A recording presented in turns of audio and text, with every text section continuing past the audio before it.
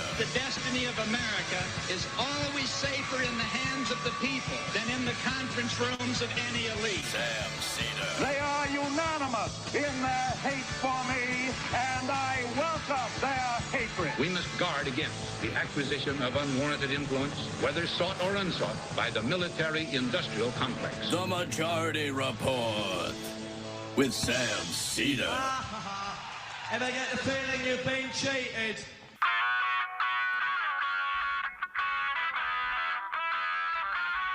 It is Wednesday, July 6, 2022. My name is Sam Seder. This is the five-time award-winning Majority Report. We are broadcasting live steps from the industrially ravaged Gowanus Canal in the heartland of America, downtown Brooklyn, USA. On the program today, Director of Research at the States Project, Aaron Kleinman, will be joining us. Then we will be talking to Trita Parsi, co-founder and EVP of the Quincy Institute for Responsible Statecraft, on the status of the Iranian nuke deal. Meanwhile, Highland Park shooter charged with 7 counts of murder. More charges coming. Giuliani, Graham, Eastman, all subpoenaed to testify to the Georgia Special Grand Jury investigating Donald Trump and voter tampering. Vote tampering. Vote election interference. Boris Johnson hanging on by the skin of his teeth amid resignations and a possible new no-confidence vote. Former White House counsel Pat Cipollone to testify to the January 6th Commission on Friday. Meanwhile, the DOJ sues Arizona over its new voter ID law. The federal judge throws out Trump's rollbacks of the Endangered Species Act. And lastly, speaking of Trump, Republicans are freaking over Trump's plan to announce his re-election campaign over the summer. All this and more on today's Majority Report. Welcome, ladies and gentlemen. Thanks for being here. We got an early start. Joining me in my decision to wear something that will moray on camera. Moray Day. Moray Day. Emma Vigland. Hump Day. Moray Day. Yeah, this is gonna. I mean, Sam Moray's worse, to be fair. Yeah.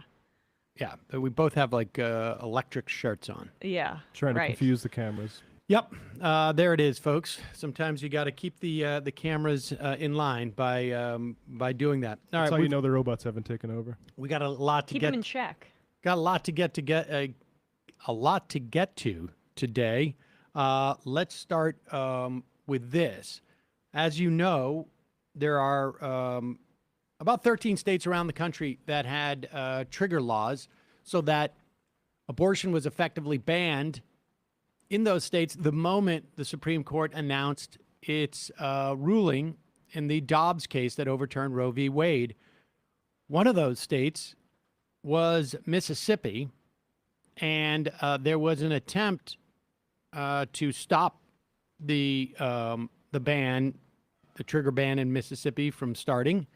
That failed. Here is the hearing presided by a Judge Halford in Mississippi that ultimately allowed the ban on abortion to move forward.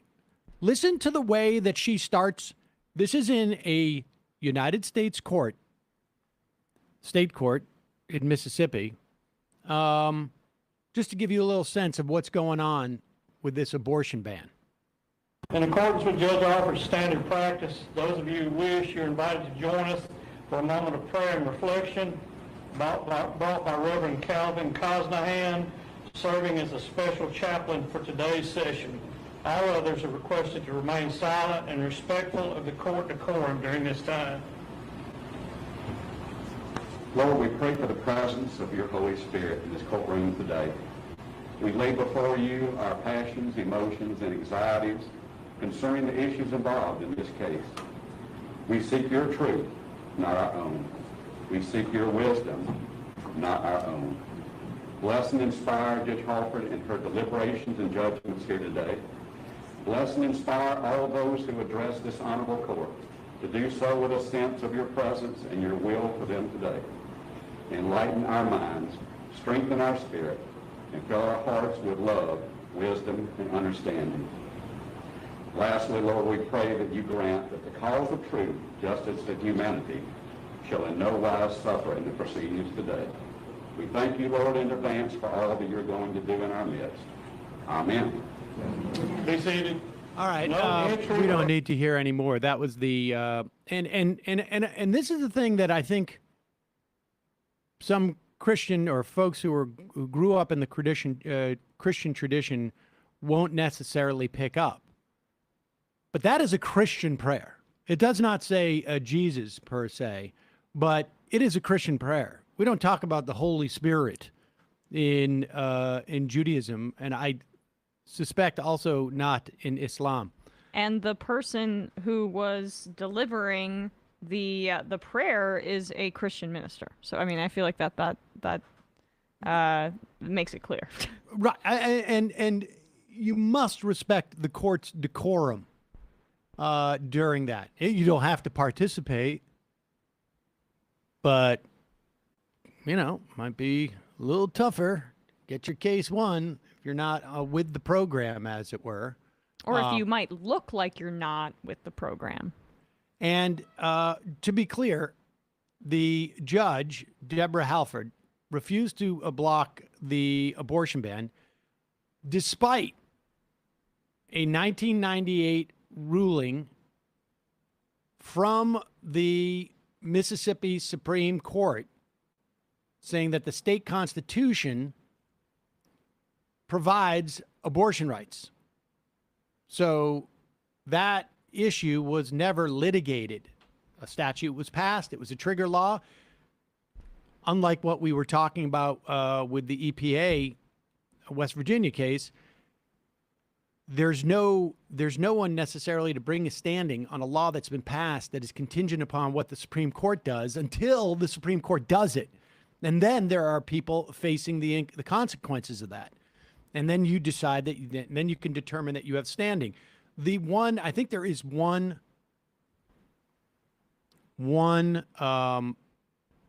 abortion provider in the state, and that is going to close now. I saw an interview with a Planned Parenthood, someone who's located in this is Mississippi. Never mind, not Missouri. But there are some located across borders. It's just going to take. Just look them up if you're in need of an abortion. The North Dakota one is fundraising. The Red River Women's Health is moving to Moorhead across the river from Fargo. Right. I mean, so this is a problem we're going to have all around the country, and we're going to be talking to more and more activists in the coming days and weeks about what can be done on the ground at the moment. Today, in a moment, I'll be talking to Aaron Kleinman about what you can do in addition to helping fund those organizations that are going to be basically creating, a modern day underground railroad for maybe above ground. I don't know. It depends on what these rulings are going to be in terms of helping women get abortions and healthcare, broadly speaking.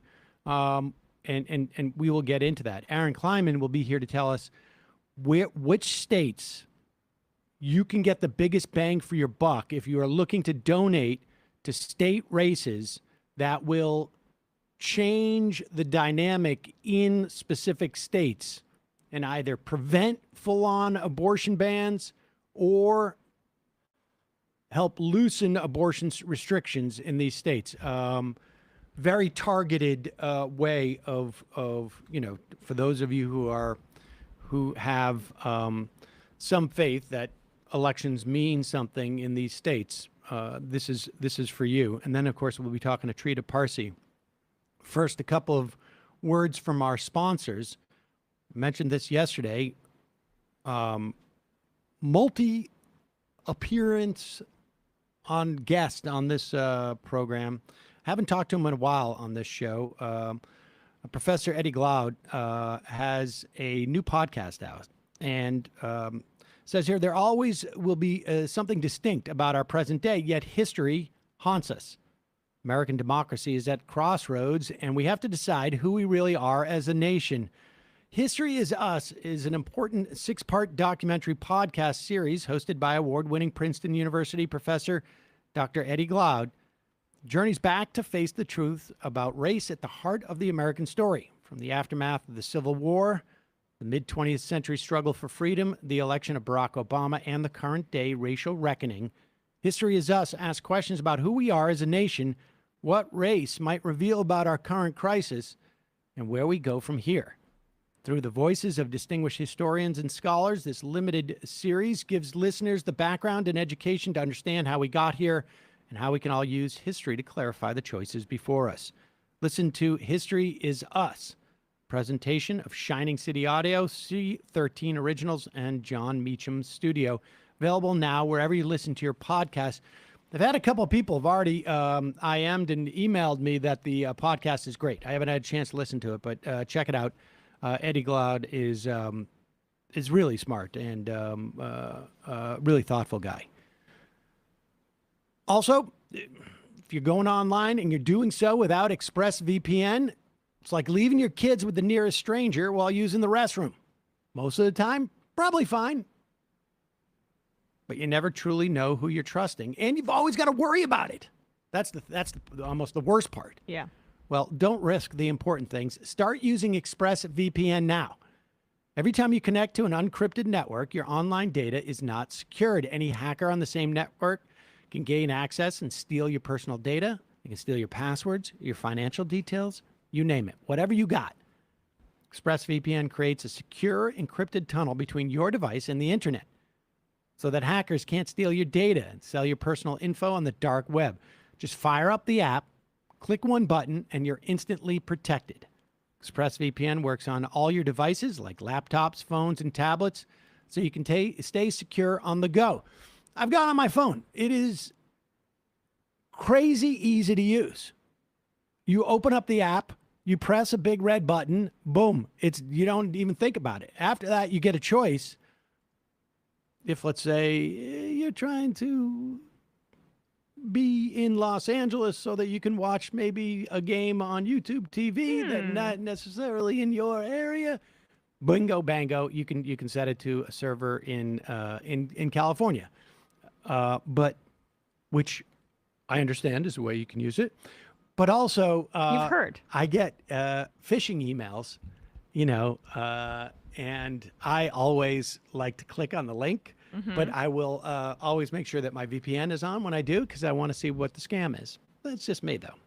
Secure your online data today at expressvpn.com/majority. Get 3 extra months free. That's expressvpn.com/majority. expressvpn.com/majority. Okay, I pre-recorded this interview with Aaron Kleinman yesterday afternoon. And so let's run that. And after Aaron, we'll be talking to Trita Parsi on the latest, what's happening with the Iran nuke deal. We are back. Sam Seder on the Majority Report. Joining me now via our video device, the Director of Research of the States Project by Future Now. But folks can check it out at the States Project. Aaron Kleinman, what is the URL that people might want to head over to on the States Project? Statesproject.org. Everyone should check it out. We got a great site for everyone to see how they can make a difference at the state level. All right. So how they can make a difference. A lot of people have been asking, what do we do, at least in the short run, in terms of a woman's right to choose? On the day that Roe v. Wade was overturned by the Supreme Court, there were 13 states set to have abortion bans based on these trigger laws. I think ultimately 10 did, and there's a couple more that will be coming online. And then There's 13 others that could that will likely ban abortion unless the States Project is successful. So, Aaron, with that lead in, what is the States Project specifically set to do in general, and then specifically, how will that help women who are seeking an abortion and, frankly, seeking medical care? You know, we talk about how many tens of thousands of ectopic pregnancies there are. I mean, on and on and on. Yeah, absolutely.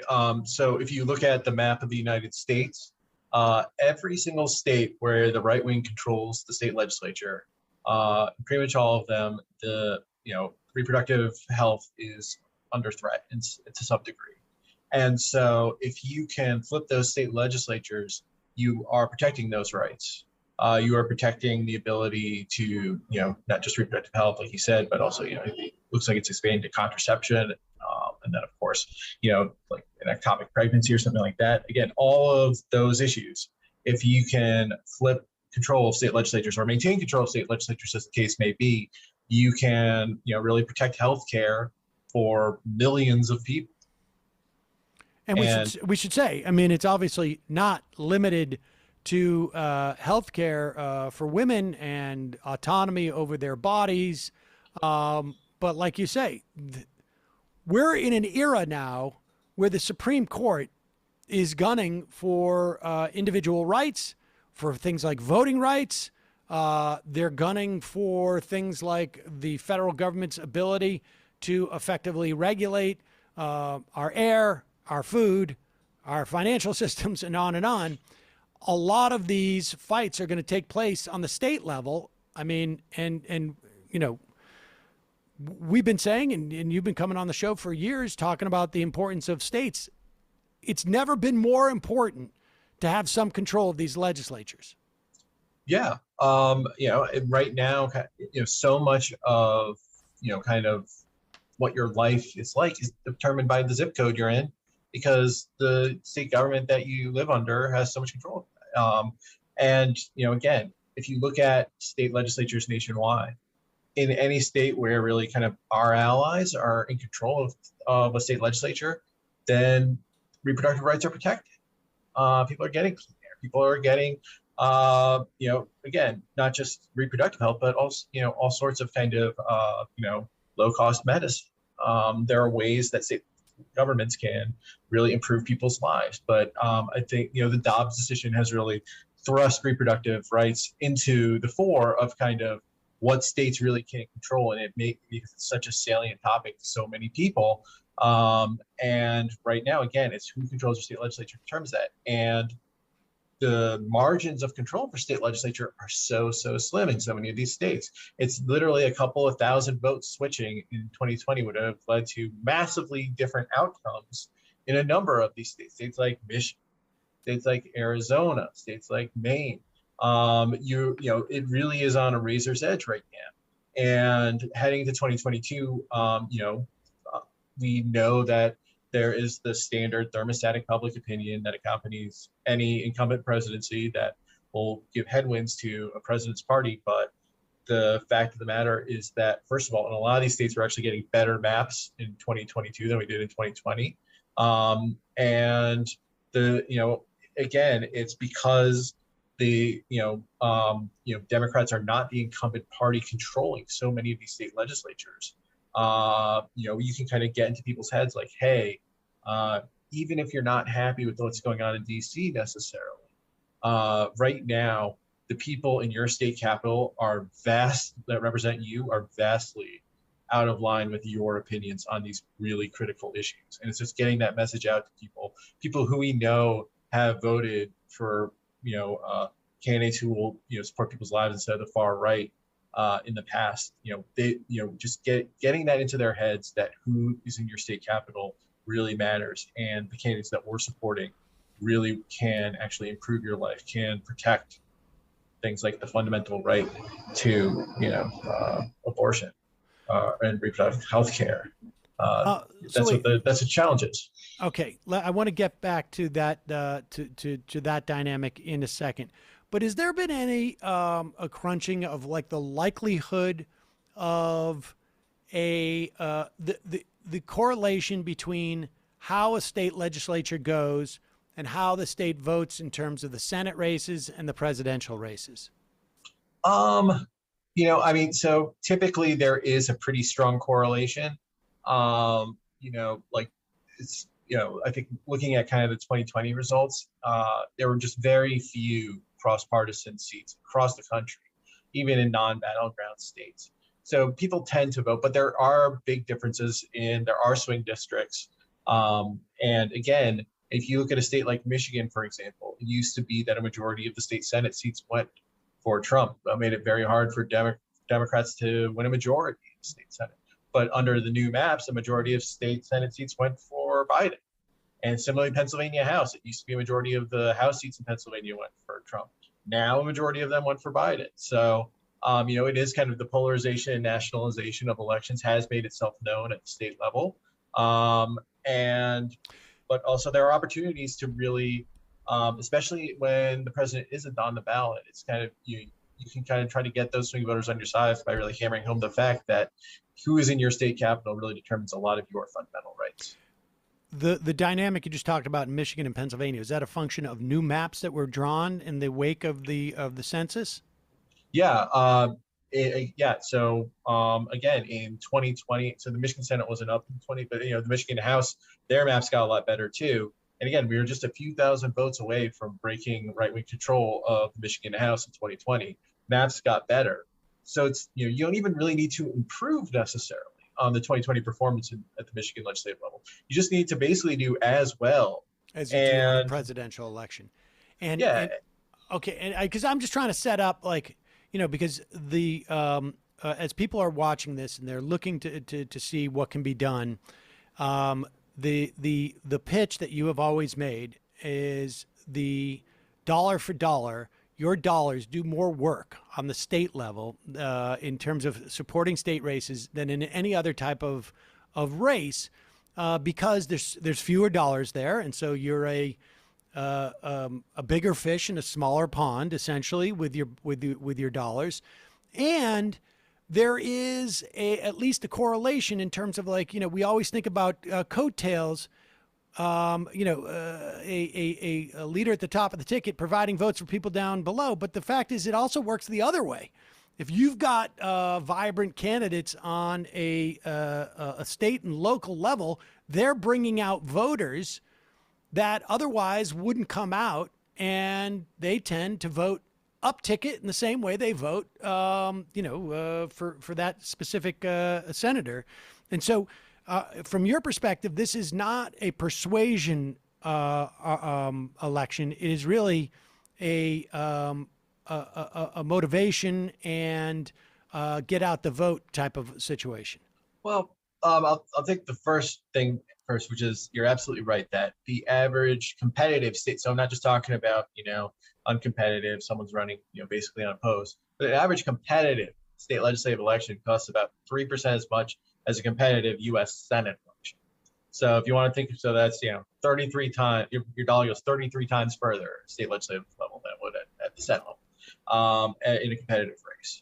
And so yes, absolutely. If you want to make a difference by donating, please go state legislative, statesproject.org. You can check out all sorts of ways where you can make a difference. The second part, I think there have been some conflicting studies on that.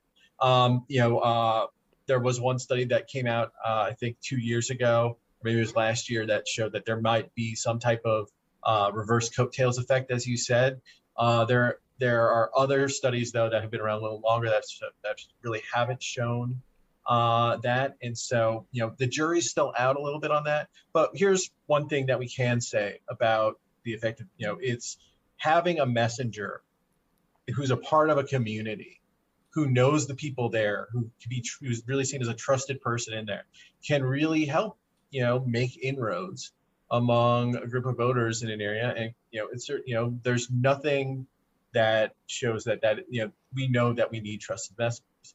And if you look at the candidates that we've endorsing, they're people who've been involved in their communities for years and years, and you want those people going out there and campaigning. So, even though there may not have been shown, like, there's not definitively shown whether there is a reversed coattails thing, there may be one, but you still are funding people who are going out there and making the case to people in their community. And, there's certainly nothing wrong with that. All right. Well, let's take a look. You are you're focusing on, at the States Project, 7 states. And let's talk about those. Let's start with Arizona. We'll do this. I don't know if we do it alphabetically. I can't figure that out. But Arizona. Yeah. So in Arizona, again, we're 1 seat away from breaking unfettered right-wing control of the government in Arizona in both chambers. And again, you're talking about a switch of like 1,000 votes from 2020. The maps there are actually kind of about the same as they were in 2020. Arizona has an independent commission, and they have for a while. So, again, the maps kind of reflect it's a purple state, it's a purple map, and so you're really having they're going to be closely contested elections, really in like the Phoenix suburbs and the areas around Tucson as well. And so, yeah, Arizona, and again, in that state, if you're really concerned, in particular about reproductive health, that's a state where there are a lot of far right members of that legislature, and there are some who maybe won't go as far. You saw, for example, in the January 6th hearings, there's some people who haven't totally lost their wits, and those are chambers where every seat will matter in terms of just what laws get passed. And so Arizona is a state where, again, not just control the chamber. I mean, ending unchecked right-wing control of the Arizona legislature would be huge, but any progress we can make there just helps the people of Arizona so much. And we should say, Democrats, I've seen the Republican candidates for governor. Hopefully the Democrats can win that governorship as well. All right, let's talk about Maine. With all due respect to my friends from Maine, I've spent a lot of time in Maine over my lifetime. What the F is wrong? Let's get rid of Susan Collins. Let's get rid of how is it, what is going on there? So Lepage, I mean, come on. The one issue with Maine is their state house map actually has a majority of districts that went for Trump in 2016 in the state. So you have a pretty obvious path for them to retake at least one house in Maine. And in Maine, we've made huge progress on so many issues. Again, that's a place where we actually have been able to lower the price of insulin. If you're mad about the federal government's inability to do that, look at Maine, where they've been able to do that. We've had, they've been able to really expand access to reproductive health care as well. Again, if that's a big issue for you too. Environmental issues, they've been, really harping on clean air and clean water. It's a state where, in 2018, we went in and we helped flip the state Senate and Janet Mills on the governorship. And so it's really shown the power just since 2018, because you had Paul LePage in charge for the previous 8 years. And there's just been this huge reversal there. And it shows you what you can do if you change the composition of the state legislature. And it's a model for the rest of the country. But again, Maine voters are independent minded. The maps, may favor Republicans a little bit. And so you're heading into an election where control of the legislature is unsure. And by the way, LePage is trying to make a comeback. So at the very least, so if he's successful, then you at the very least want to make sure that he's checked by the state legislature. And so Maine's going to be a huge state to kind of lock in those gains, show people that, improving lives is the way to kind of really gain and, continue to have power. And so Maine is absolutely a state that you need to think about when you're thinking about state legislature elections in 2022. And then there's a couple of states on here where I think these are going to be huge in terms of both, not just 2022, but also 2024, because you're setting, all sorts of implications in terms of voting rights and other things. Michigan is one of those. Yes. We have a Democratic governor in Michigan, Democratic AG, state houses. What's going on there? Yeah. So I think in every election from 2012 to 2020, except for one, I think, Democrats won a majority of votes in the state house in Michigan, but they didn't get a majority of seats in But in 2018, voters passed an initiative that put in place a bipartisan, or not, I should say nonpartisan Citizens Redistricting Commission that's put in place pretty fair maps there. I would say the state Senate maps probably do a better job of like the state overall. The state House maps still have a slight Republican lean, but these are maps that, we can win on in a neutral year.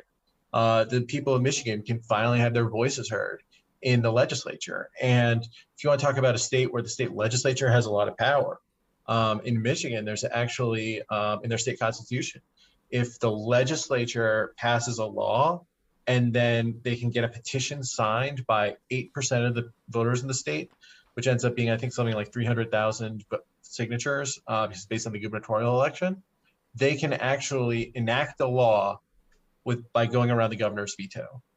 And so you can think about the implications for the state in all sorts of areas if the right continues to control the legislature. And if they, and they get tired of, Gretchen Whitmer being a popular governor. And, so it's a state where control of the legislature is absolutely critical. And we really do have a shot. Again, you don't need to do better than you did in 2020. You just need to do about as well, and you can win the state legislature. And we should say that's a challenge because typically, the party out of power, the Democrats come out in much less numbers, in particular relative to the Republicans. But there are unique circumstances this year, both in terms of like what we saw with January 6th, but more importantly, I think the idea that for the first time in the history of the country, we had an individual right rolled back by the Supreme Court. It's never happened before. And we've denied 50, roughly, % of the country an individual right that they had. Minnesota, again, another incredibly tightly controlled on both sides legislature. You Democrats, if they can gain 3 seats in the state Senate, they'll take over. If they lose 3 seats in the House, then they'll lose control of it. And so again, tight, and these are not very big districts, so it's really just like small numbers making a huge difference here. And the new maps are like the old maps were kind of drawn by a court and they had a small Republican lean. They still kind of do, but they got like a little better overall. But and again, you have kind of historically union heavy, but kind of rural areas still represented by some Democrats that we need to defend, and we have really areas that are trending really sharply toward Democrats in the Twin Cities suburbs and around like Rochester that we can pick up. And so it's just a huge playing field there. You have small districts, again, a couple hundred votes makes all the difference here and there. And so, yeah. And again, you have the governor up too as well. And, he's pretty popular. And the Republican nominee for governor there is a big anti-vaxxer. But in Minnesota, again, it's a swingy state. It could go either way, and you could have control of the government that actually wants to protect those rights, or you can have a government that wants to do away with those rights. And it's going to be a razor's edge. And again, anything you can do there to help the state legislature just makes a huge difference. Nebraska trying to prevent a supermajority. Let's talk about Pennsylvania. What's going on in Pennsylvania? Pennsylvania is another state where in the House, we are going from a map where we're fighting with one hand tied behind our back to a map where it basically reflects the state at a partisan level. It's 103 Democratic or 103 seats that went for Biden, 100 that went for Trump, and a state that Biden won by about 1%. It's maybe a little Republican leaning, but it's still one that you can win on. And again, Pennsylvania is a state where historically you have these suburban areas that were willing to vote Republican down ballot because they didn't feel like their fundamental rights were really at risk because they had a federal prophylactic. Now that's gone, and you have a far right gubernatorial nominee who will sign any bill that he gets that limits those rights. And so you need to make sure that, and polls have that race close too. So you can't just kind of count on on a Democratic governor to veto them like you can right now. And so the stakes are just so incredibly high in Pennsylvania. They're Republican. Mastriano, is it Mastriano is his name? Mastriano, yeah. He's a lunatic. He was full on January theocrat. Full on theocrat. And any type of sort of like bulwark against him is going to be important. All right, lastly, let's talk about North Carolina. Again, this is one of those states that feels like it's like headed blue, but it's not quite there. And in fact, when you start to look at the numbers, you realize like it's not there at all in some respects, but it feels like it should be. Yeah. So North Carolina, I mean, so if you at the macro level in the state, you have really ex-urban areas have really grown in Republican strength as kind of urban suburban areas have grown in Democrat. So it's kind of like it's a bit of an arms race, and Republicans kind of just have this edge, and they keep maintaining that slight edge. But so there are a couple important things about North Carolina. First of all, the state house maps are actually relatively fair. I know we're not used to saying that at all about maps in North Carolina, but they basically were able to cut a deal but it also means that they're fair, but also they still lean Republican. And in a good year, there are just a lot of like narrowly Democratic seats that are at risk. And so in a good year for Democrats, they could actually win control of the chamber. But in a bad year, they could lose so much that Republicans get a supermajority. And why is that important? Well, the governor of North Carolina is a Democrat, Roy Cooper. He can veto any legislation that comes to his desk, but if Republicans get more than 3/5, which you need in North Carolina to override the gubernatorial veto, then they could pass all sorts of regressive laws. And so in a year where it looks like we may be facing headwinds, it's really important just to be, really focused on making sure that they don't get that supermajority, which they're only a couple of seats away from. I think, if they win 3 seats, if they net 3 seats right now, then they would have a supermajority and they could override gubernatorial vetoes. And so you really need to hold the line there in the House if you want to protect those rights. So what does the state's project do? I mean, like, what do you do? So I go, I donate some money to you. What do you do? Not just you, but the whole project. Yeah. So, again, it's all about, making sure that we are using, we try to have evidence-based methods whenever we can to make sure that we are, and this is, again, just our PAC. We also have, a policy arm that, really helps lawmakers figure out, ways that they can really improve the lives of people in their states. But in terms of the electoral work that we do, first of all, we're again, if you donate, like, for example, to our GiveSmart program at statesproject.org, all of that money goes directly to the candidates. We don't actually take it.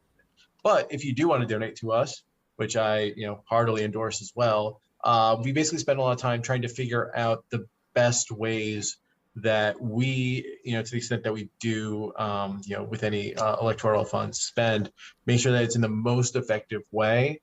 And so, I think one thing that we talk about broadly, because I don't really want to get into what exactly we're doing. I don't know who's watching this right now. What are you looking at? One second. I'm looking at my, oh, you can't hear it. Shoot. I was going to do my mystery sound drop. But yes, of course, you guys are doing some type of like mathematical analysis, and you are looking at specific candidates, and you are going to send money there, and you do not want to tip off the Republicans where you're deploying your resources, right? Again, we don't want to get to, but I can talk broadly about kind of some of the things we do. And one actually really exciting thing we do in a few states, it's called the door knocking challenge. And basically the number one way that a candidate can persuade someone to vote for them is to actually go and talk to them. And the best way to find persuadable voters is using your voter list and finding out the people who might be swing voters and going to talk to them personally. That means going door to door. And so we actually have a door knocking program where basically the candidates that knock on the most doors end up getting kind of they end up winning like the most donations from us. And it's just like, we want to make sure we incentivize good candidate behavior whenever we can. And it's just, and it really, like, one thing I've seen across all tactics, especially when you follow the data, it all comes down to meeting people where they are. It's a lot. Like, that's what the door knocking challenge is. that's like a lot of like any type of paid media campaign is. You're always just trying to meet people where they are. Psychologically or like literally? Like both, but it's really just like, so many people, like, it used to be that, and it still is important that you do like ads during, like, if talking about North Carolina, ads during the UNC Duke game. Hey, those will reach a lot of people in the state. But hey, not everyone might tune into that.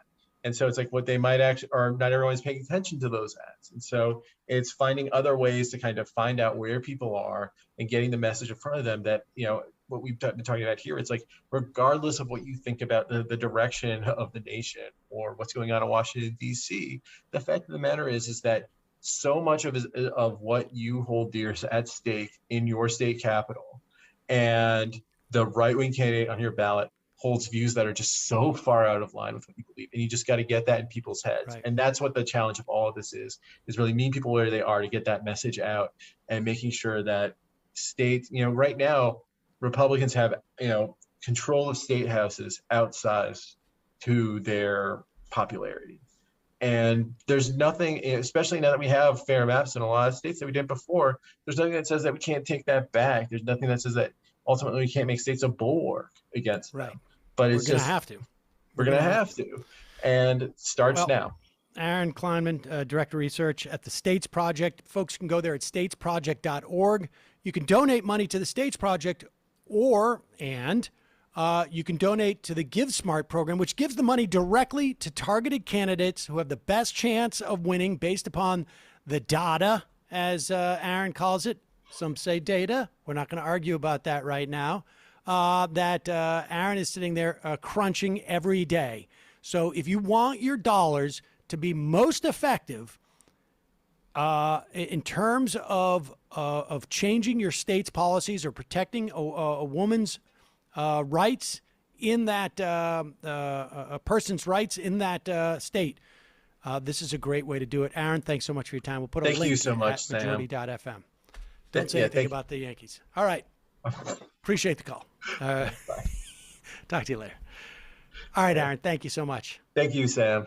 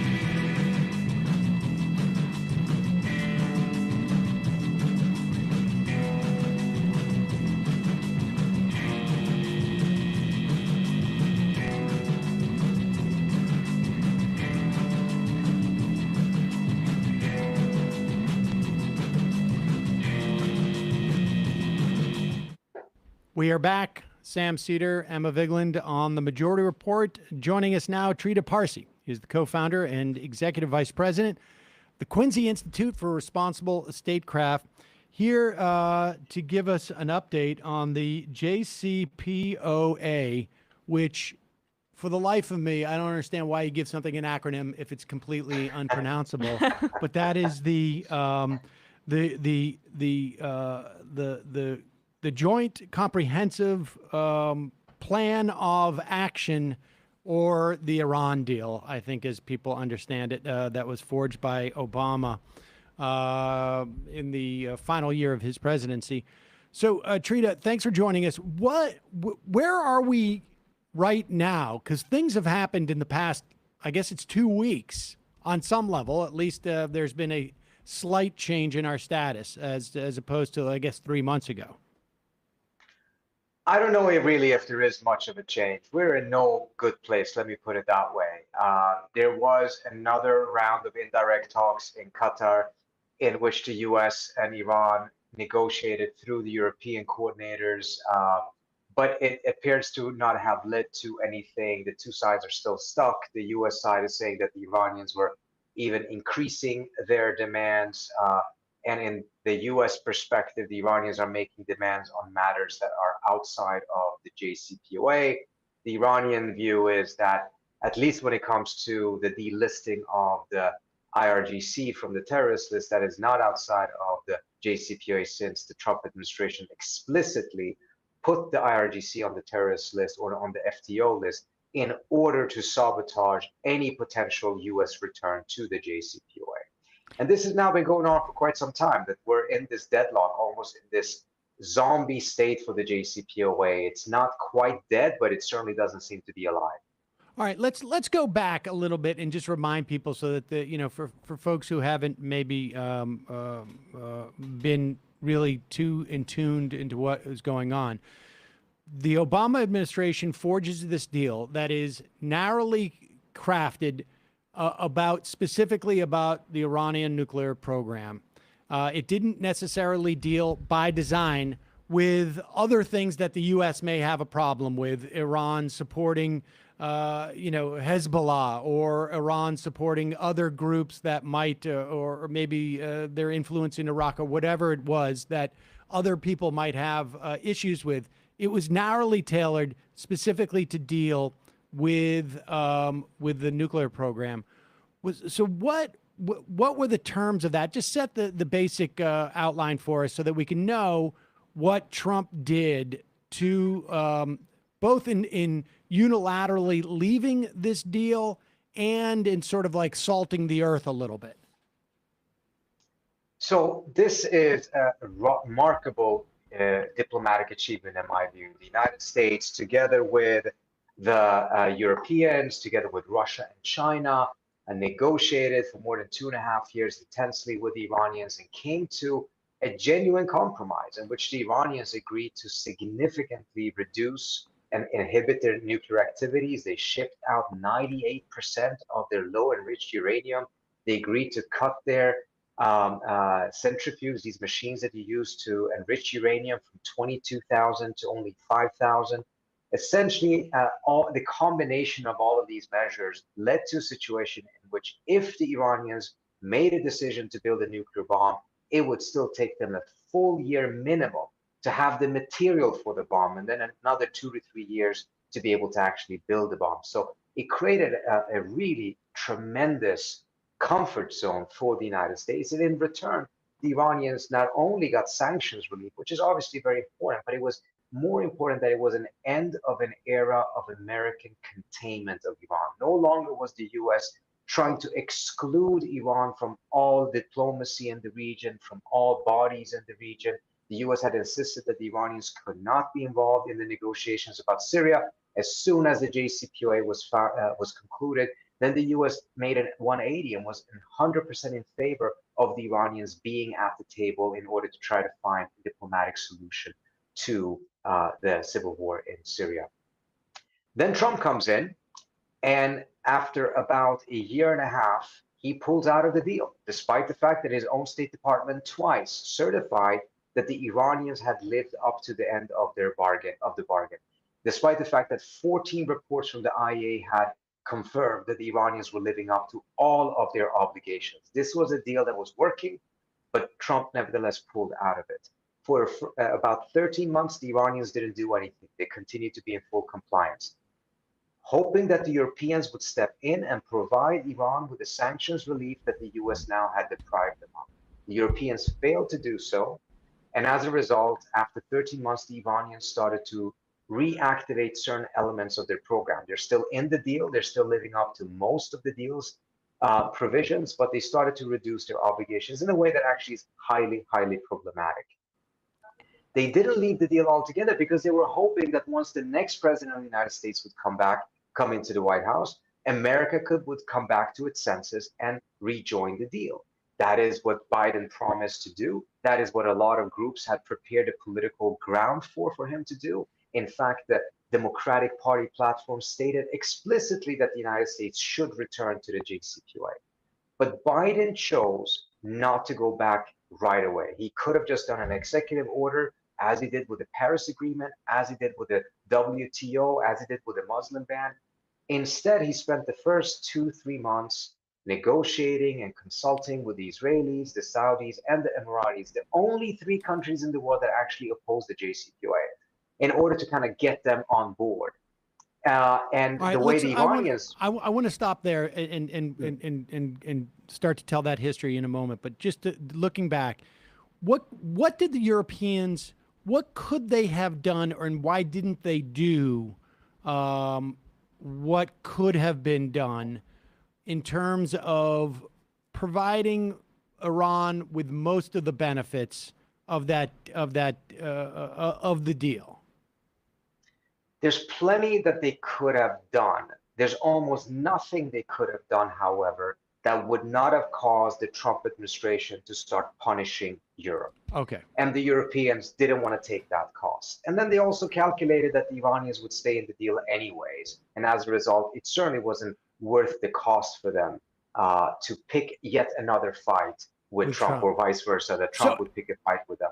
So everybody, the Europeans and the Iranians, are waiting for Biden to come back into office. They know that he was part of the administration that forged this deal in the first place. One would imagine that there was even more of a compulsion to get back into this deal quickly than, you know, I don't know how you measure these things with the Paris Accords, but I mean, this was really, in many respects, Obama's, you know, domestically, people can argue the ACA, but certainly, and from my perspective, one of the top line accomplishments of the Obama administration that is very hard for anybody to look at, aside from, I think, the neocons, to look at and say, there was a problem with this. I mean, it was almost like textbook what you want to have happen with that type of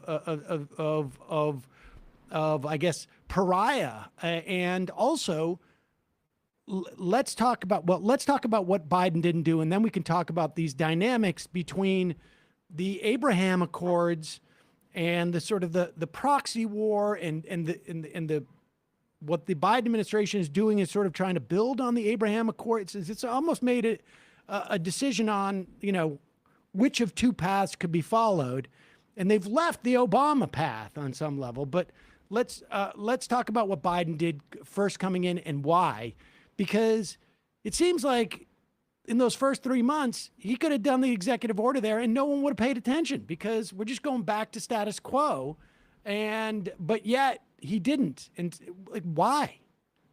I think you're absolutely right. I mean, I think whatever the political price would have been if he had done it on day one or on the first week, it is incomparable to the political price that he would be paying today or 6 months ago if he had managed to get to an agreement with Iran. So the political cost in the first week or so, or the first month of the administration, was much, much lower. But he didn't choose to do this for a couple of reasons. One, there was a fear in the White House that if he did this, if he didn't do an extra effort to get the Israelis to calm down, then he would have a major fight with Prime Minister Bibi Netanyahu. Back then, Netanyahu was still Prime Minister, during Biden's first year in office. And mindful of the many, many domestic political crises that he had to deal with and the political capital he had to spend on that, it appears the Biden administration simply wanted to avoid that and instead then focused on consultations with Israelis and the Saudis, etc. Well, yeah, I mean, just Israel being so integral to the dissolution of the Iran deal during the Trump administration, and then Biden really cowering from it. I mean, people may forget that Netanyahu gave some weird PowerPoint presentation where he claimed that Iran was lying about nuclear weapons, which was not borne out by any of the facts on the ground. Can you just flesh out that mini history there so we can understand a little bit why Biden's so terrified today? Remember, when the JCPOA was concluded, there was a big fight in Congress as to whether Congress would go along with it or not. And Netanyahu did something unprecedented. He got an invitation by the Republican leadership in Congress to come and give a speech against the sitting president of the United States. He went to unprecedented levels in picking a fight with the US president. A lot of folks in Israel were very unhappy about this because the United States is the most important partner, ally of Israel. And to do so against the president and to do so against the democratic president, which I think was somewhat deliberate from Netanyahu's perspective, it was an added benefit for him to further turn support for Israel into a Republican issue rather than a bipartisan issue, because of many challenges and problems he had with the Democrats. So there were folks in the Biden circle who felt that they could not afford to repeat this, and they wanted to do this consultation with the Israelis. I can tell you others in the Obama circle, Ben Rhodes very explicitly during the transition pleaded in his podcast with the Biden folks not to go down that path, because thinking that there was anything the United States could do to appease Netanyahu is in and of itself a major mistake. And I think history has proven Ben Rhodes right on this one, because the path Biden went down created the very same problems that we're dealing with right now. And doesn't, I mean, I don't want to sidetrack this too much, but wasn't Netanyahu on record as indicating, conceding, admitting, whatever it is, that the primary source of political power that Israel has within the context of American politics is now coming from the right anyways, that the Democrats, that even the Jewish community in the United States votes with the Democrats 75% of the time, that his support is coming from basically the Christian Zionist community. Exactly. And this has been the working theory of Netanyahu, and the Jewish community tends to be quite progressive. Yeah. Even if they support Israel, it's not their number one issue. Whereas evangelical Christians, his theory said, would be much more in support of Israel and much more blindly in support of what Israel is doing, and not raising some of the questions that progressive Democrats in Congress, Jewish and non-Jewish, are raising in a much, much greater scale than they did before. So as a result, he wanted to shift the base to the Republicans. So going after Obama was, again, it was not a side effect, it was an added plus. And the Biden folks felt that they could break that. Well, but I was wondering, because they thought they could break it, which is of course delusional in my mind. But it's also the added benefit to the Biden people is that, yes, we're going to piss off the base of people who will never, ever, ever, ever vote for us. The third coming of the Messiah could come, and they're not going to vote for the Democrats. It's just not happening, like definitionally. So it's almost the definition of a freebie, right? I mean, if you're going to piss anybody off, pissing off Bibi Netanyahu is the one person you could piss off that is actually not going to have the at least the popular political price that you would pay if you're a Democratic president. Especially when he's reliant on United States aids. The relationship is entirely flipped. It just boggles my mind. I agree with you. I think the calculation of the Biden administration on this point is quite erroneous. Let me also add that another problem that existed is that the Biden team thought that it was essential to make sure that the terms of the JCPOA were changed. They wanted a longer and stronger deal. And they wanted the Iranians to upfront commit to negotiating a longer and stronger deal as a condition for the United States returning to the original agreement. And there's a tone deafness here, because here's the United States. It pulled out of the agreement.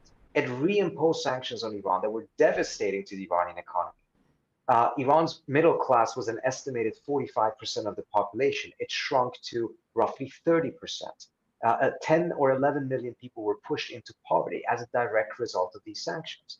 And now, instead of going back into the agreement and kind of taking responsibility for the damage that has been caused, and perhaps be a bit appreciative that the deal still exists despite of the actions of the United States, the Biden administration goes to the Iranians with demands and says, in order for the US to come back in, there has to be a renegotiated and longer and stronger deal. The signal that sent to the Iranians essentially was, it's not Trump that was the aberration. It was Obama. And that if there's going to be a negotiation for a longer and stronger deal, well, then Biden is going to use Trump sanctions, which still are in place a year and a half into this, as leverage for those negotiations. And then Iran needs to have its own leverage. And that prompted the Iranians to then significantly accelerate the expansion of their nuclear program, including starting 60% enriched uranium, something they didn't even start under Trump. All of that has led to a situation in which today, the breakout capability that I mentioned earlier on that was 12 months under the deal has now shrunk to roughly 8 to 10 days. Right. So the leverage the US thought, the Biden team thought that they would have by keeping the sanctions in place and renegotiating the deal has been completely canceled out by the fact that the Iranians are more advanced in their nuclear program than they ever have been. I feel like I'm one of the least diplomatic people I know. And yet, the idea that Iran has domestic politics, that you have hardliners and you have reformers, and the political power of the reformers is so closely tied to the idea that Donald Trump, even though America backed out of this deal, it was Donald Trump who backed out of this deal. And Donald Trump comes around once every 100 years, maybe for the American presidency.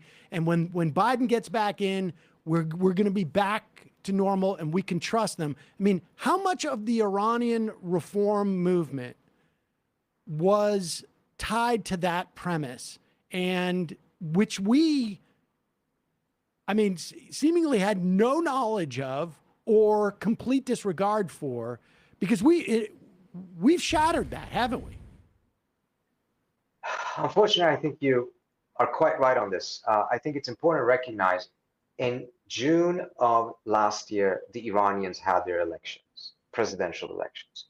The Biden team knew very well that in order to be able to have a frictionless return to the JCPOA, they needed to move fast because the window was essentially just 3 or 4 months long, because already by March, April, the Iranians were deep into their political season. So if something needed to happen, it needed to happen fast. Otherwise, we would risk not only dealing with a new president in Iran that was conservative, most likely would be a president or at least a team that would be skeptics or if not opponents of the JCPOA. That was a critical reason to move fast rather than to move slow. Biden team members recognized this. They said it themselves during the transition that the window is short. Yet we squandered that window. Now, what did that do to the Iranian reformers? Well, part of the theory of the Iranian reformers was that much of Iran's problems, internal, external, will be resolved if the United States and Iran can come to terms with each other and resolve some of their biggest problems. Not everything is America's fault. Iran needs to change as well. And if a good compromise can be found, then that will be beneficial to Iran, and Iran can move in a much better direction, including internally when it comes to openness of society, democracy, etc.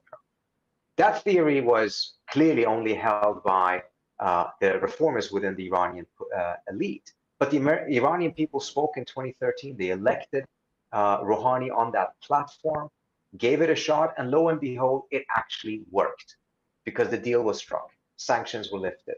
But then Trump comes in, reneges on it, and it appears as if the hardliners in Iran actually were right. You could really not trust the United States. The United States invariably would betray the agreement. But you could still make the point, well, it's Trump. Trump is an aberration, happens once every 100 years. You can't rule out that this still could work. But then Biden comes in, ignores the fact that the Iranians are having this election, moves slowly, wants to use Trump sanctions as leverage in the negotiation, and the entire basis of the reformist theory then falls apart, because here's Biden, the former vice president of Obama, and he's essentially continuing the idea of Trump, which was, I want a better deal, and I want to renegotiate that by pulling out of this agreement. This was devastating. And the hardliners in the Iranian elections in 2021 used that extensively. Now, they, in my view, cheated and did everything else to make that election unjustified and illegitimate. But nevertheless, part of the reason why 20 million voters that had voted for Rouhani only 4 years earlier stayed home and didn't vote at all was because they had lost confidence in the idea that resolving tensions with the United States was the best path for Iran to resolve its own problems. Remind us what the Abraham Accords are, and then tell us what the Baghdad Dialogue is, because it feels like the Biden administration was influenced by people who want them to go in one direction in the Middle East versus the direction that the Iran deal could have set us in. It's sort of like, I guess, illustrated on some level, or at least analogized by the Abraham Accords and the Baghdad Dialogue. So the Abraham Accord is something that Netanyahu had pushed for some time, and it's only thanks to Trump and Jared Kushner that it could come into existence. Essentially, the theory is, why bother resolving the Israeli-Palestinian conflict? Forget about that. Let's just normalize relations with some of these other Arab states, ignore the Palestinian issue, have a bunch of trade, focus on a joint enmity with Iran, and that way there's no need to undo Israeli settlements on Palestinian territory. There's no need for a two-state solution.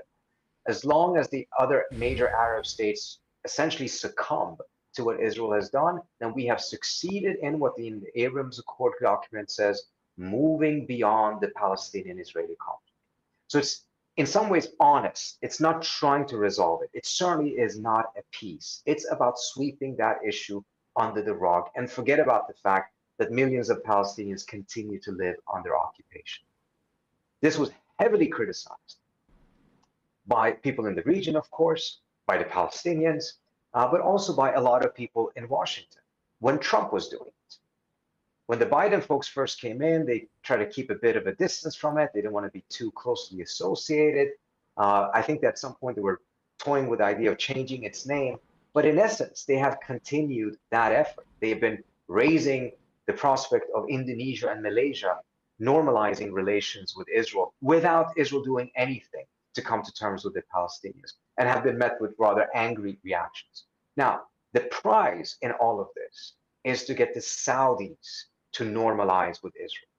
The reason why it's considered the prize is because it was, at least in the past, indicative of the fact that the Saudis would only come to such an agreement if the Israeli-Palestinian issue had been resolved. These Saudis put forward the Beirut Declaration in 2002, in which they offered to recognize Israel, and all Muslim or Arab states would do so, granted that Israel would recognize a Palestinian state.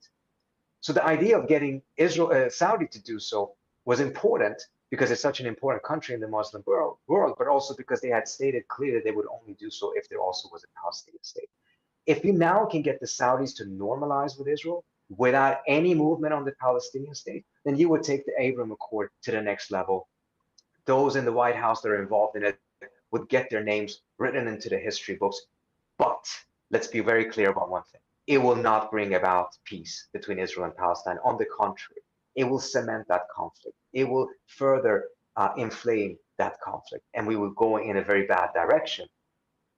But many of these people, I think, calculate that that's okay because the world doesn't care about the Palestinians. They don't care about that issue in the manner that they did 20, 30 years ago. The Palestinian issue, in their estimation, does not have the same capacity to be able to motivate other countries in the Middle East in a way that was the case 30 years ago, 40 years. And is that because Netanyahu and the far right in Israel has just done such a good job at naturalizing that apartheid and naturalizing that subjugation, that countries like Saudi Arabia that, you know, have a lot to offer in capitalist terms are just more willing to go with money and along with the rest of the Western world as opposed to, you know, having a stance on this? This has been the strategy of the right all along. That if you just wait long enough, the world will forget about the Palestinians and they will come to terms or be forced to accept that Israel is going to annex essentially all of Palestinian territory, that the green lines, the mandates from the UN, and all of those things are part of history and no longer relevant because facts on the ground have changed. That's the entire premise of the settlement strategy, of making it impossible to have a Palestinian state and eventually get the rest of the world to succumb to that that perception. And it seems to be working quite well. I mean, this has been a vindication for, you mentioned how what Biden is doing has undermined the Iranian reformists. Well, imagine what the Abraham Accord, and particularly an expansion of that, does to the Israeli left, the ones that actually wanted to come to a compromise with the Palestinians, the ones that actually did believe in a two-state solution.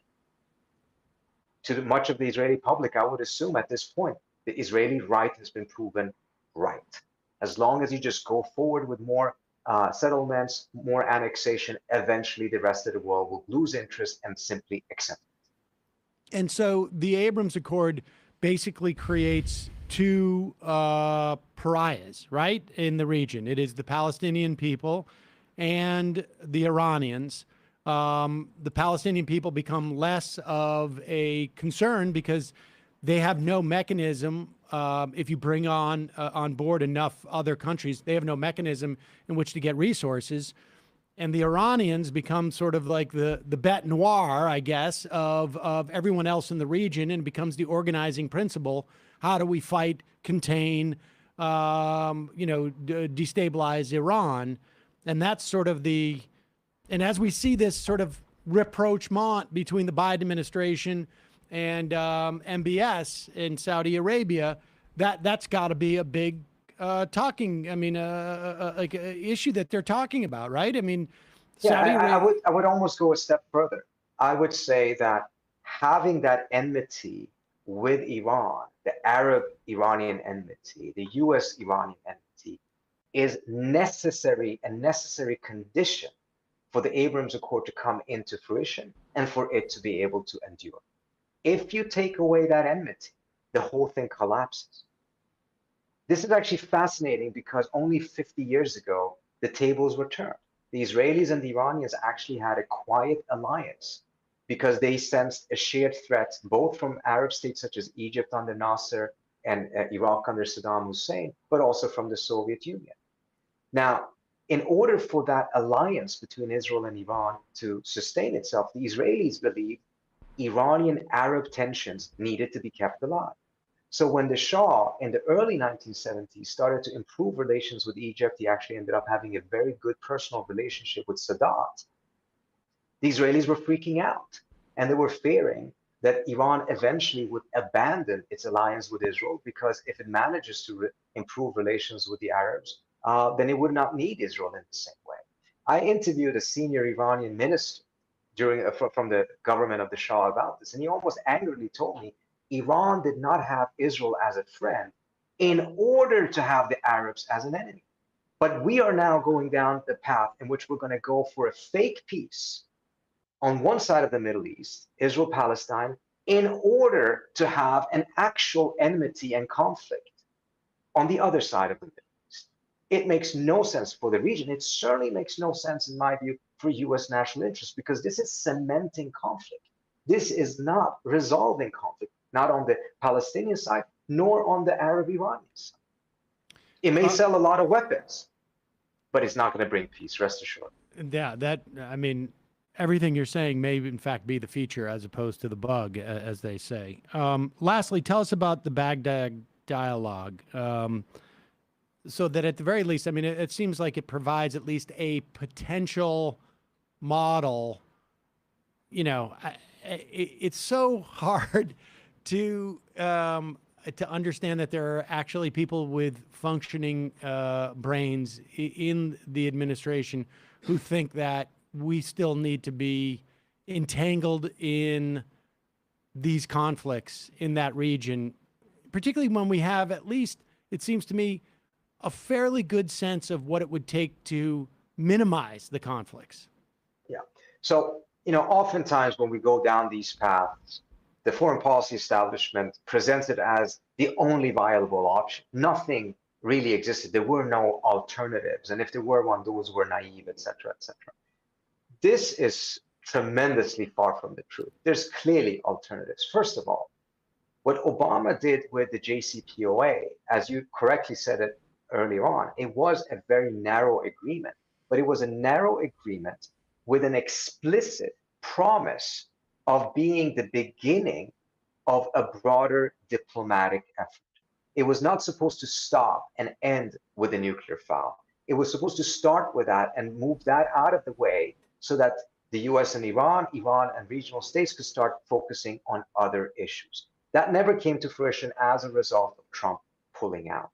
But if we now go down the path of the Abrams Accord, Trump's policy, we are abandoning, in my view, even though the administration will make the case that both can exist at the same time, I'm less convinced of that precisely because the enmity with Iran is so necessary in order for the Abrams Accord to exist. In fact, if you listen to the language that the administration is using, it is constantly inflating the Iranian threat. And I think that is done deliberately because it's necessary for the fruition of the Abrams Accord. And you cannot have a nuclear deal expected to sustain itself and survive if you at the same time are ramping up tensions in order to justify the Abrams Accord. But also you have the Baghdad dialogue.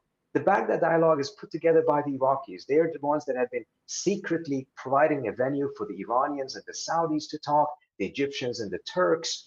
A lot of regional diplomacy has been taking place there.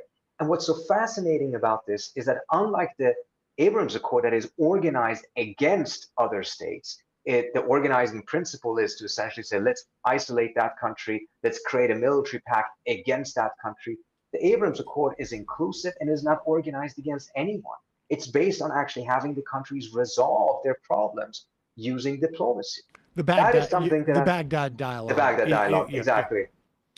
That is something that it has actually promise of bringing about peace and stability. It won't do well for the arms manufacturers and the arms sales, but it will do much, much good for the peoples of the region as well as the people of the United States who don't want to see the US be entangled in more endless wars in the Middle East. The fact that we are potentially abandoning that for the Abrams Accord, I think, is a tremendous, tremendous problem. It is ironic beyond words that Biden would essentially continue Trump's rather than Obama's legacy in the Middle East. And if I'm not mistaken, I think it was the State Department that issued a report saying the Abrams Accord, if fully realized, would create more international terrorism threat to the United States. I mean, it's basically creating like a Middle Eastern NATO, if you will, and then also having to create the enemy so that you can justify the Middle Eastern NATO, and yeah, it will do so. And you're absolutely right. And it's about sustaining that enemy, not losing that enemy. And my book on the Iran deal was called Losing an Enemy, because that's exactly what it was. We were actually doing something to lose an enemy, which is something that terrifies people in many quarters in Washington, D.C. You mentioned that report. That's a secret Homeland Security report that got leaked by The Intercept, or leaked to The Intercept, and they published it. But don't take my word for all of this. Just go and read Tony Blinken's op-ed from 2017 in New York Times, in which he explicitly says that creating an anti-Shia, anti-Iranian bloc in the Middle East and masquerading that as a peace deal simply will not work. Those are his words. But this is now, unfortunately, apparently, also his policy. All right, so final question. Is there anything that could change domestically in terms of politics in this country for the Biden administration that will change their perspective on this? In other words, the Obama administration did this in their second term. They had more, the second term is, when you become a little more bullworthy, I guess, to cite an old movie where it's we're going to let our hair down and do this stuff. Is that the same situation with the Biden administration? Because it feels like the constraints are of their own making, and that there isn't the problem is less about the sort of like political constraints that are on the Biden administration and more about the will that exists initially. I think you're quite right on this. This is not about political constraints. The JCPOA is very popular. Again, it was written into the Democratic Party platform. All of these different groups have paved the way for Biden to almost effortlessly to be able to go back in. It was not a political issue in my view. Now, there are arguments saying that, you know, would create problems with Netanyahu and he would create problems in Congress. That's maybe correct, but it's not a problem with the American people. Let's be very, very clear about that. I do also think that you're right, that it's an absence of political will and perhaps creativity. There's a comfort level for a White House to continue exactly this policy because it means that we continue to be friends with Israel, we continue to be buddy-buddy with Saudi Arabia and the Emirates, and that's much more comforting. That's much more comfortable for a White House than to go down the path that Obama did, which was, let's actually break things up a little bit. Let's resolve our tensions with Iran. Yes, it will not make the Saudis and the Israelis very happy, but it serves U.S. interests. And we can work things out with the Saudis and the Israelis afterwards. At the end of the day, where are they going to go? They still need the United States. But it will create political challenges and problems for a White House to go down that path, as the White House under Obama experienced. And I think it really comes down to this. It's not that they don't recognize that this would be a better path. It's just, it's too costly, it's too messy politically in DC. And as a result, they don't want to do it. They prefer to go down this other path instead. Trita Parsi, co-founder and executive vice president of the Quincy Institute for Responsible Statecraft.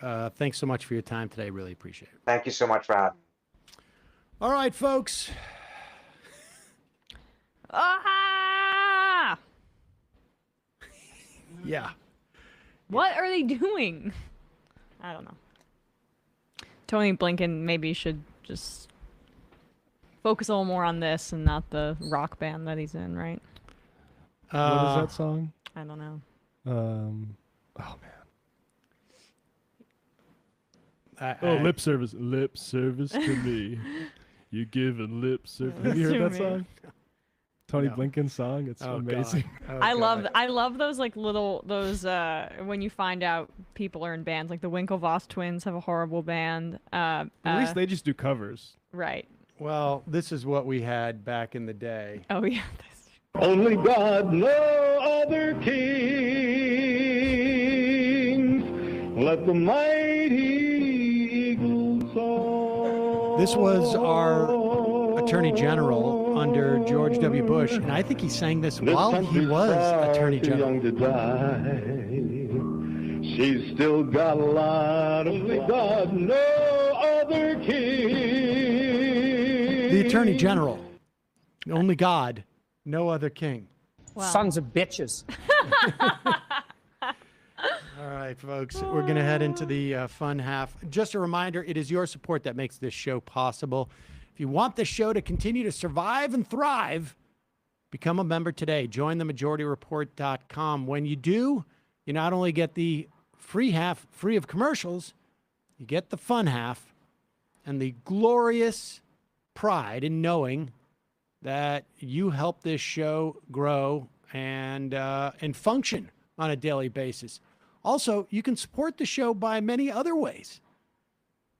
Go buy your coffee at justcoffee.coop. You won't feel bad about that because they're a co-op and they're free, they're fair trade.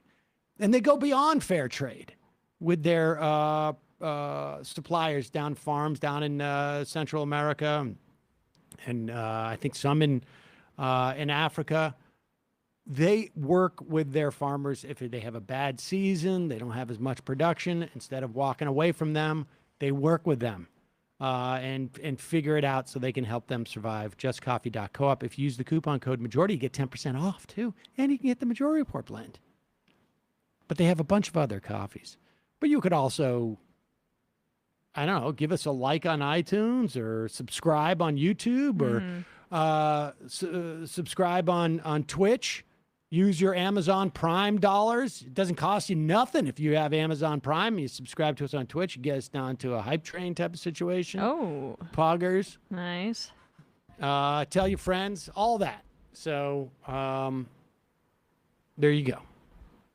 Going to be a crazy couple years coming up, I have a feeling.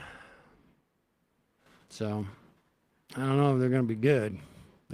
Something will happen. Some things. Matt, what's happening in the Matt Leckian media universe?